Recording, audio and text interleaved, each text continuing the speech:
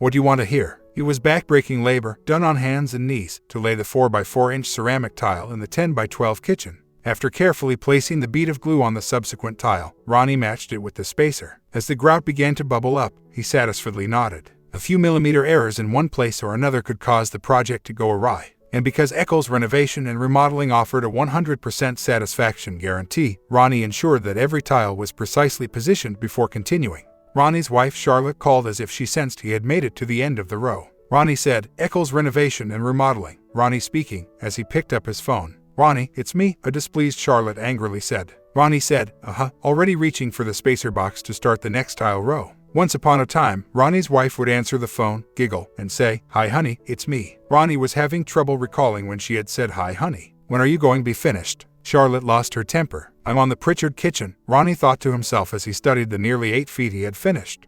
Take me about 3 hours, give or take I guess." Charlotte yelled, "Fine," and hung up. Ronnie felt like running. Despite his desire to finish this task quickly, he forced himself to proceed cautiously and slowly. While his hands worked, his mind continued to consider his wife of 21, nearly 22 years. On his second day of employment with Eccles Renovation and Remodeling, Ronnie had met Charlotte Eccles. With excuses and apologies flowing from her mouth over her most recent unsatisfactory report card from John W. Dawson High School, Charlotte had entered John Eccles' office. Her appearance was that of a plump brunette with long, curly hair and patches of bad acne. John had snarled, "My daughter," at Ronnie. "You got me? My female child?" "Yes, sir," Ronnie had replied, trying not to shrug indifferently. Whenever Charlotte saw Ronnie, she would always greet her with a coquettish smile, as if she sensed her father did not want her to hang out with the newest employee. Ronnie, on the other hand, did not welcome the attention from the girl but was always courteous to her. "What'd I tell you, huh?" John gave Ronnie a growl. "Don't need be chasing after my daughter, all right."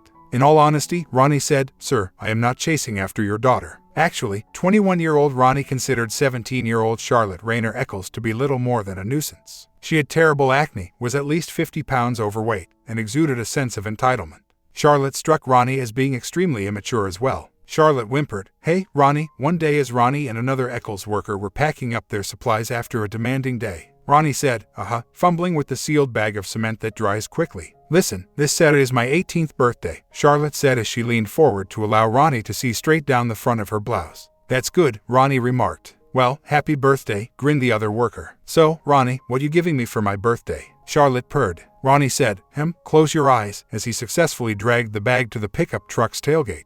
"All right," Charlotte chuckled. "What do you see?" As he lowered the bag into the wheelbarrow, Ronnie inquired. "Well, not much," Charlotte remarked. "There you have it. Happy birthday," Ronnie wished as she wheeled the cement bag in the direction of the shed. But for Charlotte's birthday celebration, Lois Eccles forced John Eccles to invite Ronnie Jackson to their house. Ronnie bought a lovely birthday card from a pharmacy in Dolans, Utah, and for $20 a nice silver bracelet from a pawn shop called Cash for Gold in Fairway, Utah. John was forced by Lois to ask Ronnie to go with Charlotte to her senior prom. As Ronnie escorted Charlotte, she winced to see her wearing a form-fitting sleeveless dress. However, Ronnie was very understanding. After taking photos and dancing with Charlotte, he drove her home and bid her goodnight with a kiss. A few days later, Ronnie had not called Charlotte, and John growled at her, saying that Charlotte was heartbroken. Though he pressed his lips together, Ronnie did ask Charlotte out on a date. Another date resulted from that one. Charlotte gave Ronnie her virginity on their 5th date. Tracy, it was 5 months after their wedding that Lois Jackson was born. And for the ensuing 10 years, Eccles Renovations and Remodeling assigned Ronnie Jackson the worst possible assignments. John Eccles went above and beyond to ensure Eccles Renovation and Remodeling was awarded some of these jobs. Ronnie was certain, only to turn around and push these back-breaking jobs onto his son-in-law. Charlotte Jackson was a good wife to her husband for the first 16 years of their marriage. She did try to find out what her husband enjoyed and didn't enjoy. Yes, she learned how to prepare his favorite foods. She did learn to shut up on Sundays when the Denver Broncos were playing on TV. Charlotte Jackson was also successful in losing 30 pounds. Then she reclaimed them. She would lose 10 or 20 pounds and then put the weight back on, along with an extra 30 to 40 pounds. Although Charlotte's skin did clear up a little, her cheeks would always have acne scars. Although scars were always visible, the severity of their appearance was lessened by cosmetics. Charlotte started working for the Garland County Public Library when Tracy enrolled at Grover Cleveland Elementary School.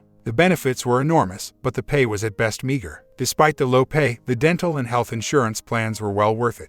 Shortly after commemorating their 16th wedding anniversary, Charlotte's cousin Darlene arrived back in Dolans, Utah, from an unidentified location. Darlene was accompanied by her 3rd or 4th husband. Darlene was outspoken, brazen, and vulgar, and her spouse Gary wasn't much better. Even worse, Gary was a fan of the Dallas Cowboys. Darlene did not have a positive influence on her relative. Charlotte started to complain and act brashly and loudly. She started to neglect her domestic responsibilities, especially cooking. It didn't bother Ronnie to take up the slack.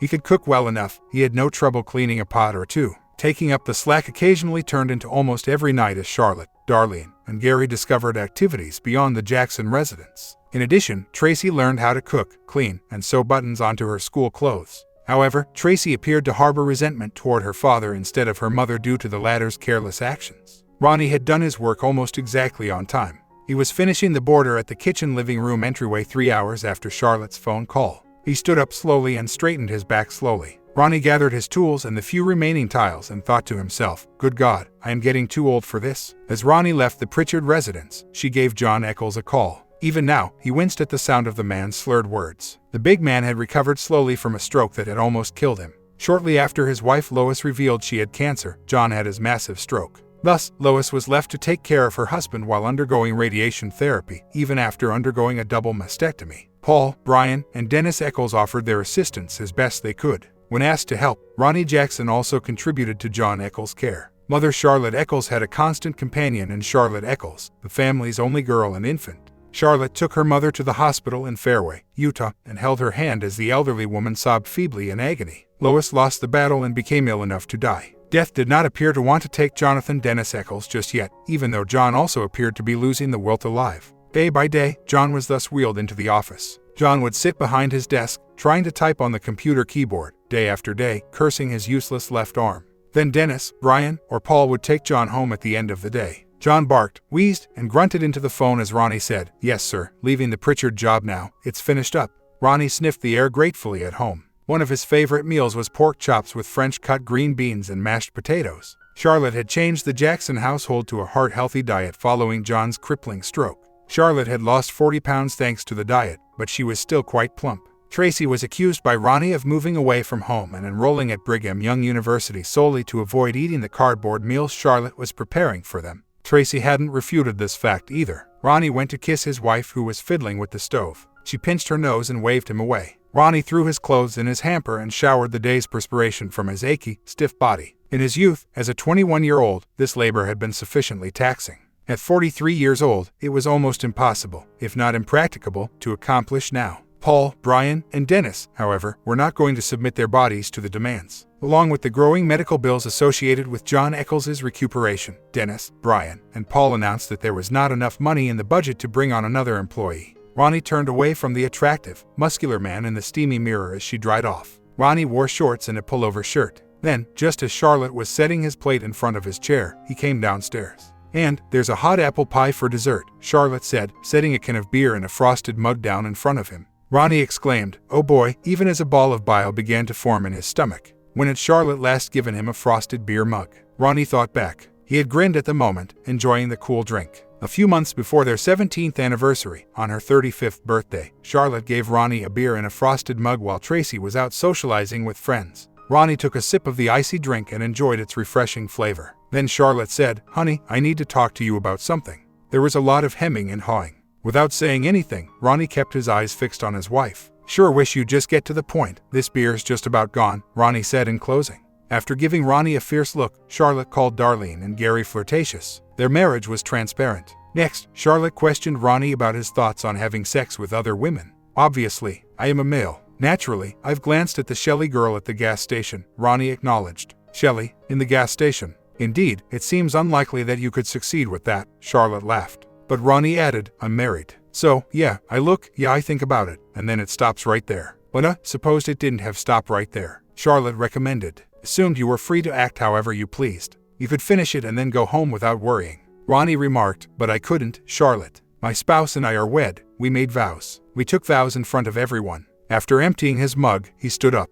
He went to the sink and gave the mug a hand wash. "Swore to be faithful to one another, swore to forsake all others, even that Shelley girl down at the gas station," Ronnie continued. "However, we could make fresh vows," Charlotte volunteered. Ronnie firmly said, "No, Charlotte," and placed the wet glass in the freezer. "Those ancient vows are still very effective. We're not in an open marriage, but Darlene and Gary may be. We don't currently have an open marriage and never will." "However," Charlotte remarked. "Not at all. Not a but. Discussion over, Ronnie said as she walked out of the kitchen. That wasn't how Ronnie had hoped it would end, though. Charlotte proposed the idea of an open marriage twice more, and each time Ronnie said no. But Charlotte whimpered, "But honey, all it would be a declaration of our love for one another. Because we trust each other, we love each other enough to allow each other to do this." "Holy Mother, do you even hear the complete and utter BS you're trying to spout?" stated Ronnie. "No, Charlotte. I suppose I don't love you if I have to let you spread your legs like that whore cousin of yours in order to tell you that I do." Ronnie called her father the fourth time Charlotte broached the subject of starting a marriage. Charlotte sat and observed the ringing of the cell phone. "Hey John, how's it going?" stated Ronnie. When Charlotte saw that Ronnie was speaking with her father, her face went pale. And to make matters worse, Ronnie asked to speak with Lois. "Hi Lois, listen, Charlotte wants run something by you," Ronnie replied. "Here, Charlotte, tell your mother what horse crap Darlene's been feeding you." Ronnie held out her cell phone, which Charlotte took. Subsequently, she attempted to leave the kitchen table. With a strong paw keeping Charlotte in place, Ronnie had prepared for this move and kept her seated. Captured, Charlotte babbled about complete nonsense before hanging up. Charlotte growled angrily, "You sob," at Ronnie. Ronnie growled, "Listen, Charlotte, and listen good. Want to start this open marriage nonsense again? We'll just file for divorce, you won't have a marriage to open up about." Charlotte had also not mentioned it since. Ronnie felt relieved. His firmness also appeared to dampen Darlene and Gary's attempts at camaraderie. The twins, who Ronnie had nicknamed the Toxic Ones, stopped frequenting the house. 5 years later, Ronnie was watching his wife fill his beer mug. He saw the foam almost reaching the mug's rim. Charlotte was not the best at pouring beer. Charlotte began, "You know, this coming Tuesday, I'm turning 40, while Ronnie was finishing her first bite of pork chop.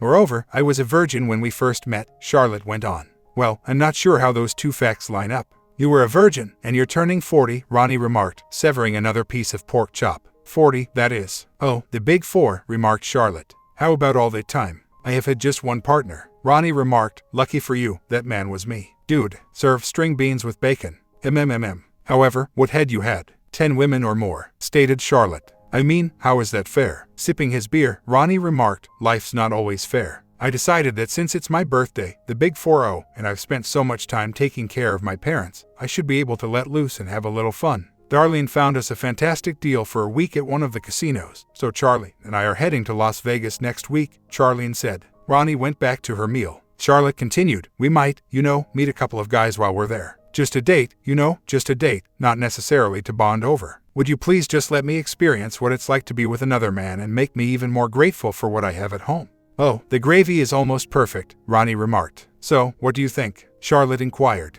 "I told you the gravy was pretty good," Ronnie remarked. "No, Ronnie, about me, spreading my wings, getting some experience," Charlotte said. "Spreading your legs," Ronnie remarked. Charlotte yelled, "Listen, I've already set it up. So, you can either let me do this, or you can get a divorce." "All right, I'll file for divorce," Ronnie replied. "There any ice cream go with that pie?" "Hold on, what? You know how costly a divorce can be, Ronnie, and you're not even willing to discuss this?" Stunned, Charlotte let out a gasp. "Is there anything worth discussing? You told me you've already set everything up while you just sat there. You're going to Vegas with that skank cousin of yours. Don't ask me why, you just decided to go. Oh my God, what's up with this pile of bills? You're turning 48, and you're heading to Las Vegas. I see. Perhaps you have a date while you're there as well. You may go on a date even though you're a married woman.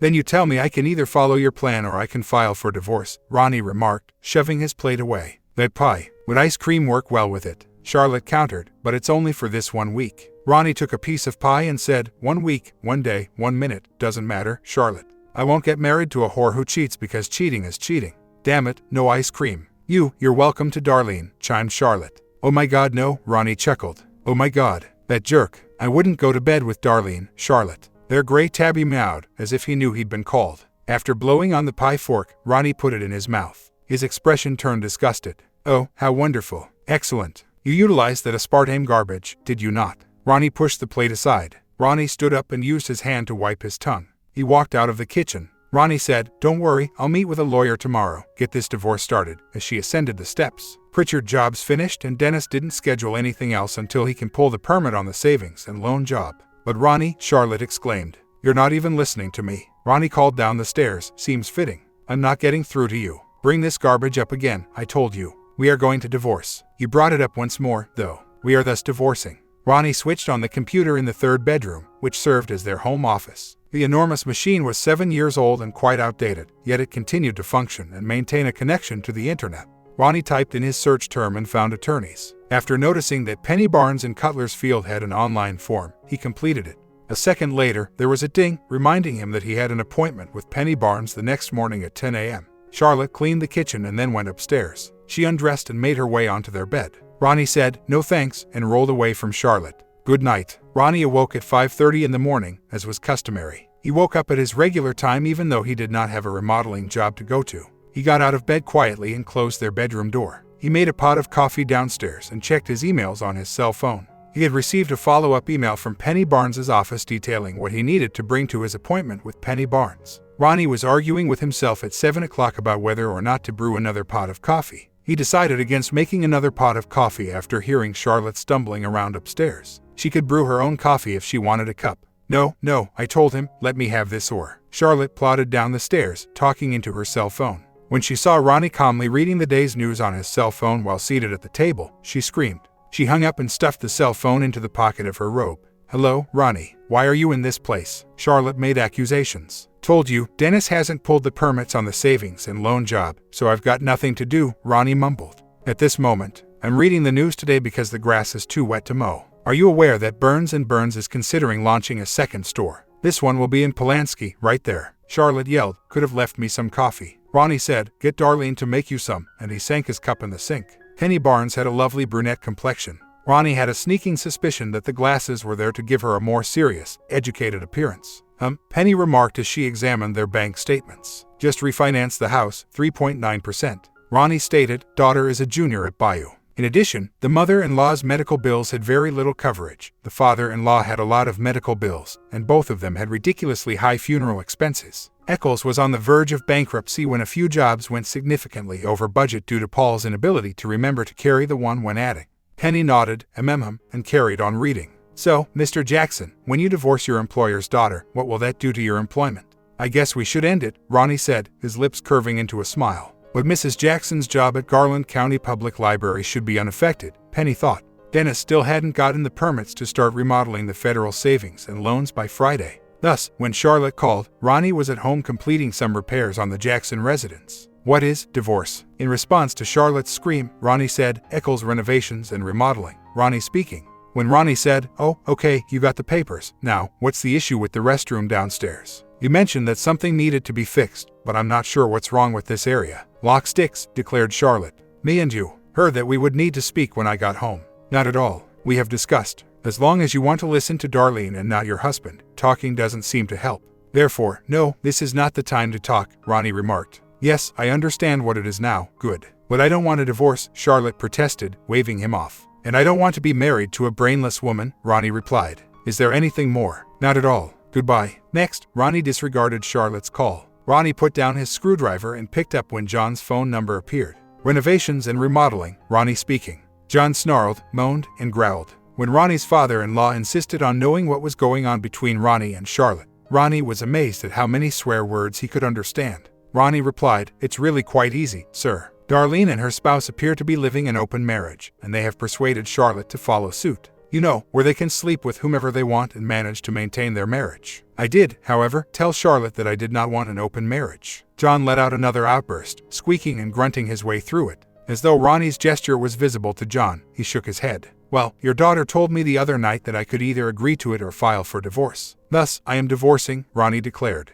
John attempted to argue with Ronnie once more. The man went so far as to use emotional coercion. Ronnie lied and said, "Well, sir, I really do appreciate that. Oh, and you have a daughter as well as 3 sons. Really, sir, you ought to let them handle the business instead of me. Plus that, why the hell would I want a company that's been in the red for the last 3 years?" Ronnie thought to himself. When Charlotte returned home, she brought reinforcements. Knowing this would happen, Ronnie sat quietly as Darlene and Gary gave their arguments. Gary said, his face smug, "So, you see, Ronnie, since I'm not threatened by other men, it's okay for Darlene to maintain friendships outside of her marriage. Hey, you know, as long as I'm certain she's coming home to me." Darlene said, "And of course, I share all my experiences with him. Between us, there are no secrets. Our lives and hearts have truly been open to one another by this." Ronnie said, "Oh, well, that certainly clears everything up," and Gary, Charlotte, and Darlene all grinned. "No," Ronnie replied, rising from the sofa. "Charlotte, though, hey, following our divorce, you can give your life, your heart, and your twat to anyone you choose, even the dim-witted Cowboys fan there."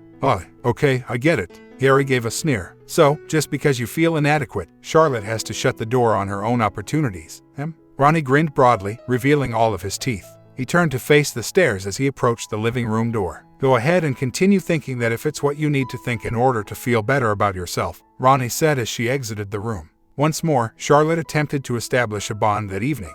She pretended to remove her industrial-strength bra and pushed her simple cotton briefs underneath. Charlotte flashed herself at Ronnie and then wiggled into the bed, waddling to her side. But why aren't you wearing those panties in your suitcase? Questioned Ronnie. What? Surprised that he was aware of the new underwear she had purchased for the trip, Charlotte stumbled. Charlotte, get in bed. You have a busy day tomorrow, don't you? Ronnie gave a sneer. Ronnie woke up at 5:30, as usual, and got out of bed. He stopped caring to shut the door to their bedroom and didn't care if his early wake-up time woke his wife. He went downstairs to make his coffee, and sat, drinking his coffee and going through his phone's news. He snorted in disgust at the national news. Politicians, I promise you. They must all be collected and made to abide by their own set of rules. Lifetime pay. Whoa, you're trying to survive on Social Security. Personal medical care. Oh no, this is the exact insurance plan that you forced America to accept. Ronnie sneered. Good luck with that cancer there, buddy. Bet they'd fix that crap in a millisecond. Gary came knocking on the door at 11 that morning. Gary attempted to enter the house as Ronnie opened the door. The sneering man was stopped in his tracks by Ronnie's beefy paw. Yes? Questioned Ronnie. Gary tried breaking in again and said, Hey, I'm here, pick up Charlotte, drive them to the airport. I'll notify her of your presence, Ronnie stated, pushing Gary back. Then he shut the door behind him and went back to his sitcom on tape. Charlotte thundered down the stairs a few moments later, lugging her suitcase. What? She demanded of Ronnie. Why didn't you tell me that Gary and Darlene are waiting for me outside? Well, yes, exactly. Darlene and Gary are here, Ronnie said, turning back to his show. Really? God, really? How immature can you get when it comes to this? Charlotte let out a shriek. She leaned in toward Ronnie, setting down her suitcase. He turned away from her, causing her to end up kissing nothing. Charlotte said, We'll talk about this when I get back. Not at all. We refuse to. Actually, we won't, Ronnie remarked. Following his sitcom, Ronnie had a filling dinner and finished the last of his chores, which involved painting the front door of the house. He chose a light yellow, which contrasted nicely with the house's worn red brick exterior. Samson barked angrily from the garage, and he grinned. The animal in the garage had everything he needed to be happy, including food, water, and a clean litter box. Ronnie assured the beast, as soon as the door's dry, buddy, I'll let you out of there. Ronnie went upstairs once more and used her computer to cancel their joint credit cards. He didn't know if his wife had any credit cards in her name and wasn't interested in checking. However, he was not going to support his spouse's infidelity, or her cousin's extravagant lifestyle. Indeed, he accessed Charlotte's personal bank account and withdrew half of the money. He also took out half of their joint account, of which he was the only depositor. He opened a new account in his name only with the assistance of the bank's website, and he deposited the money he had taken out of the other accounts into it. Once more, canceling his name from the cable television and utilities was made simple by the online accounts. When he received an email from Garland County Power and Light explaining that his cancellation order would not go into effect until the end of the billing cycle, he shrugged his shoulders. Which is Friday, you moron, Ronnie yelled at the computer. Ronnie said, Sloan's Pizza, as his tummy rumbled. Of course, since Charlotte hasn't let me eat therein, crap, I don't know when, I'll probably drop dead from a heart attack right there, Ronnie ordered a small pizza with 5 toppings and a draft beer in a mug. Despite the fact that the waitress was almost 75 pounds overweight, he did make flirtatious remarks to her. With a smile on her face, the young lady gently nudged his wedding band with her 3-inch-long fingernail. Ronnie's cheerful demeanor vanished as he glanced at the ring. He gave the overweight girl a $5 tip and thanked her. Ronnie jerked and wiggled on the band in his truck, finally letting out a sigh when it came off. He placed the plain band into the console's cup holder and turned to face his hand. I'll love you forever, huh, Charlotte? Ronnie uttered the words. Well, I guess forever ended this morning. A gentle beep from his truck alerted Ronnie to the fact that his gas tank was almost empty. After stopping at the gas station, he inserted the nozzle into the tank. Just as he was about to demand $10, he made the decision to refill the tank. He waited after pressing the appropriate buttons. Damn, 22 gallons takes a while.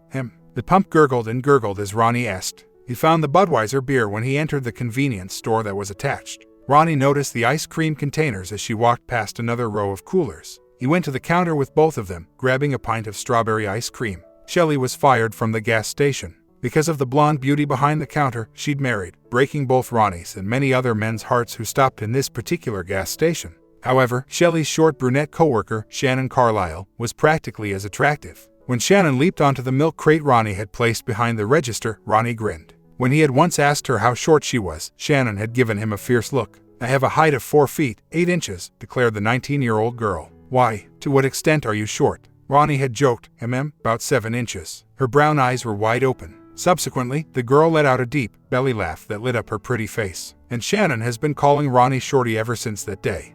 Wife's out of town, Shorty. Shannon calculated as she examined the purchase. The wife has left. In a word, Ronnie said. Shannon glanced at Ronnie's left hand with her dark brown eyes. Her gaze flickered upward and locked with Ronnie's. She took a few moments to examine his face. So, Shorty, were you taking me on our first date? She asked brashly as she used her hand to comb her thick brown hair back. Shannon, as pretty as you are, what on God's earth would you want with an old fart like me? Questioned Ronnie. Shannon said, oh, about 7 inches, and carefully placed Ronnie's purchases inside a plastic bag. Tuesday was Charlotte's 40th birthday. Ronnie's cell phone was called on Wednesday by Tracy, Charlotte's daughter, and Ronnie. Remodeling and renovations, Eccles. Ronnie speaking, Ronnie replied. Tracy remarked, Dad, Mom's birthday was yesterday. And, with his beard growing out for 3 days, Ronnie questioned. Why didn't you call her? Tracy let out a cry. Didn't feel like it, according to Ronnie. Didn't. Daddy, why not? Tracy gave a stutter. Ronnie remarked, well, I guess you're going to find out soon enough. But your mother has decided, since she's 40 now, she should go out and have slept with other men.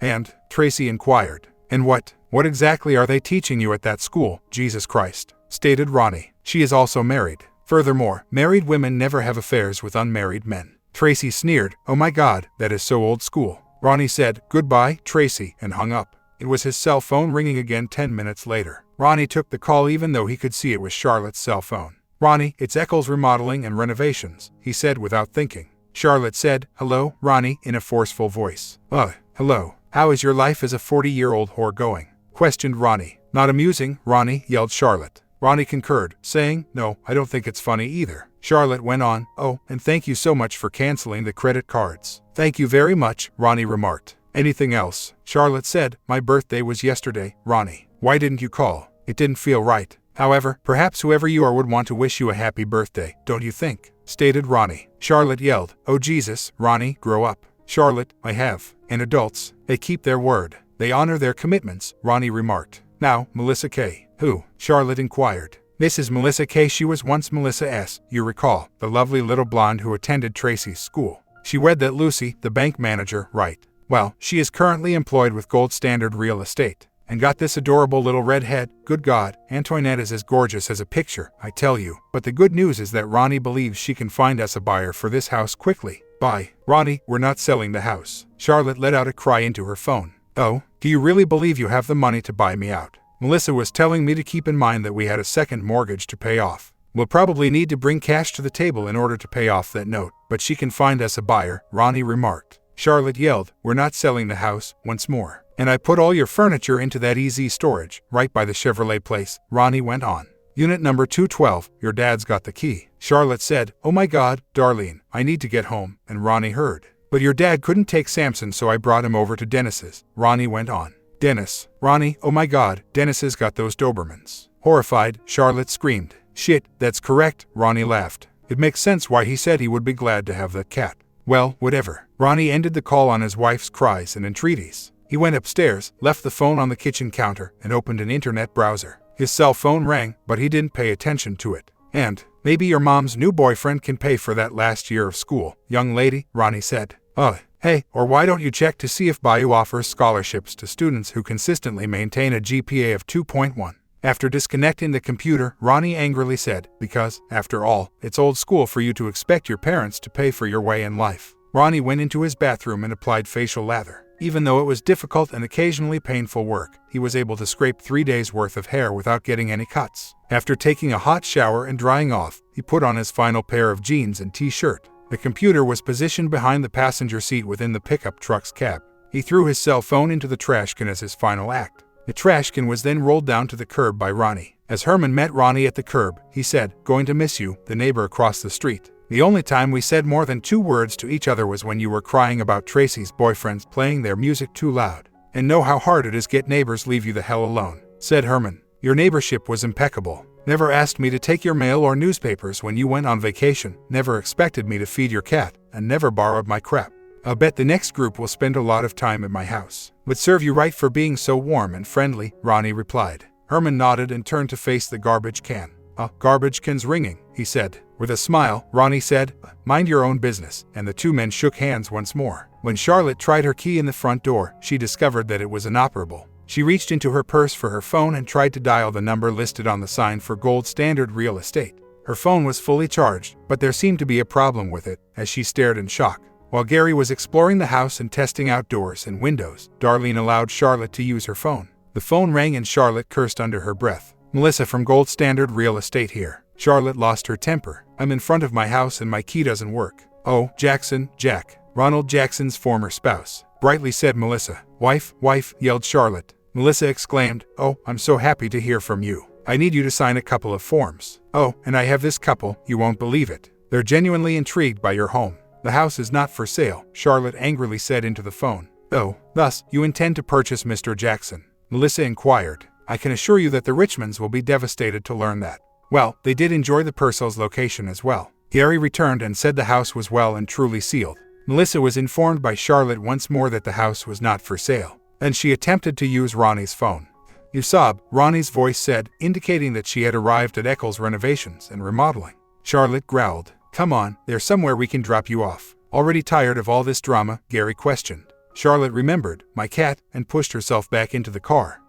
Dennis responded. "This is me, Dennis. Samson was dropped off with you, according to Ronnie," stated Charlotte. "What? Are you insane? With Bluto, olive oil, and Popeye present. They would rip the useless cat to shreds," Dennis growled. "He's at Dad's." No.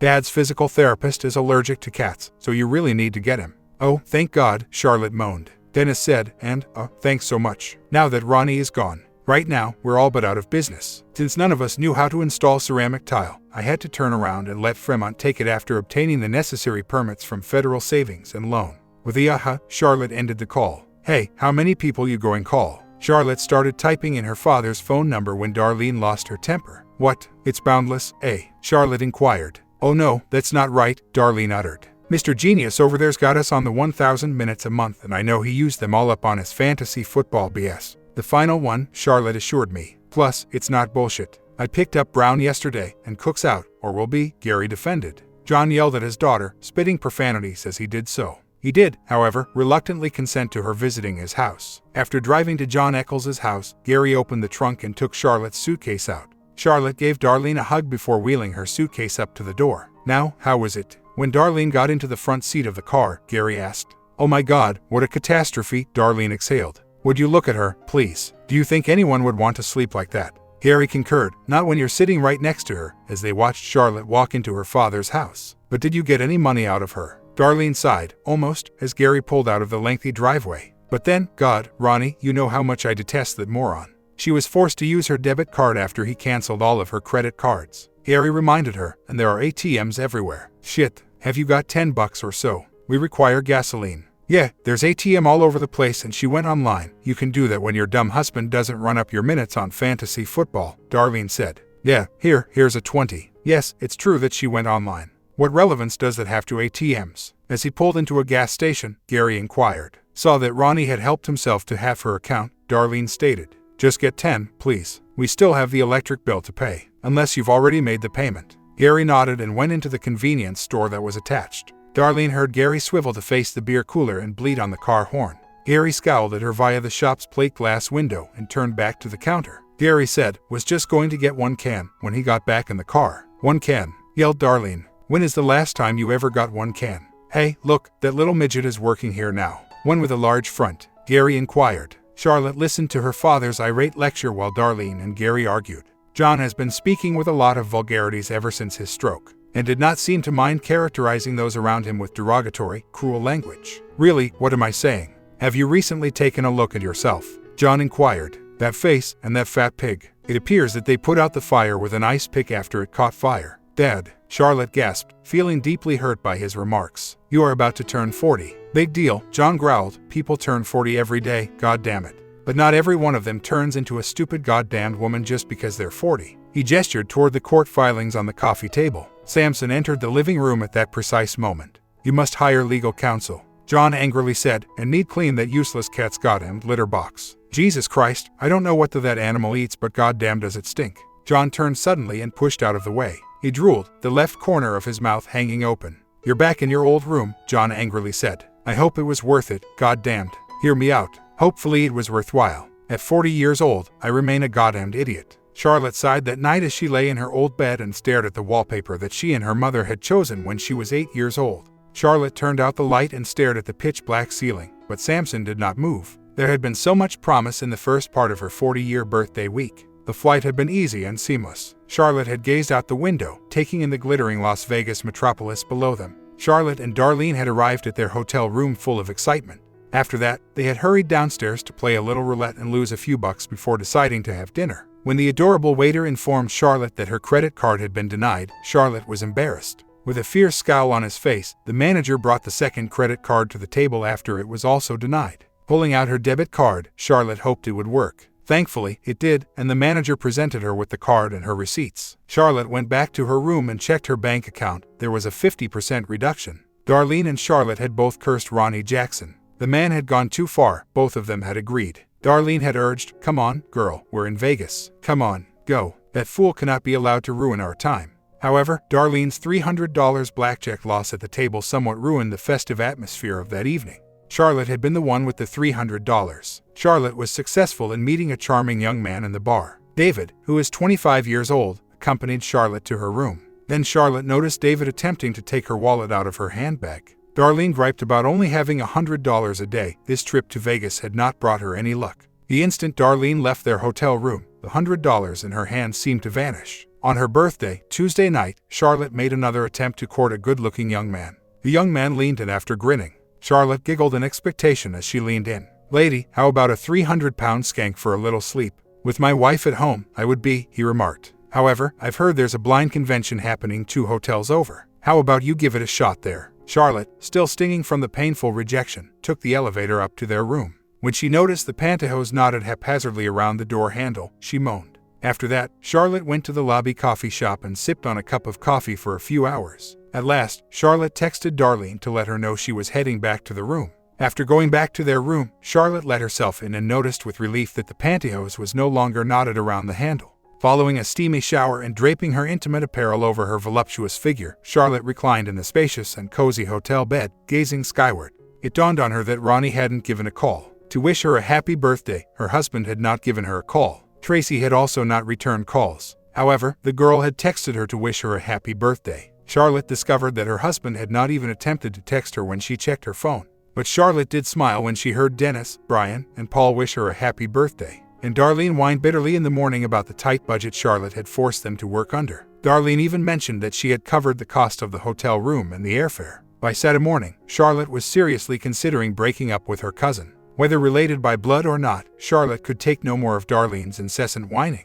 Charlotte said nothing, though, because Darlene carried their airline tickets in her purse. Charlotte sighed deeply as she lay in her old room and on her old bed. Her big 4-0 week had not exactly been a joyous occasion. Freddie Baxter, Charlotte's boss at the Garland County Public Library, suggested Jim Rankles as a lawyer. The man glanced at his client after going through Penny Barnes's office files. "And what? Incredibly dry and sliced. You get half and he gets half. Proceeds from the sale of the house are to be split 50/50. Any costs, equally divided 50/50. Despite the fact that he is essentially jobless right now, he isn't requesting alimony," Jim stated. "Despite my desire for a divorce," Charlotte complained, "I wish to keep my house. I'm not interested in." Jim sighed. "Mrs. Jackson, it really doesn't matter. That is the unpleasant reality. Someone declares they wish to get a divorce. Guess what, though? They are able to divorce. Counseling?" Charlotte inquired. Jim said, "Okay, we can request counseling," to Charlotte's beaming approval. "I'll call Penny's office." Charlotte paid attention to Jim's end of the discussion.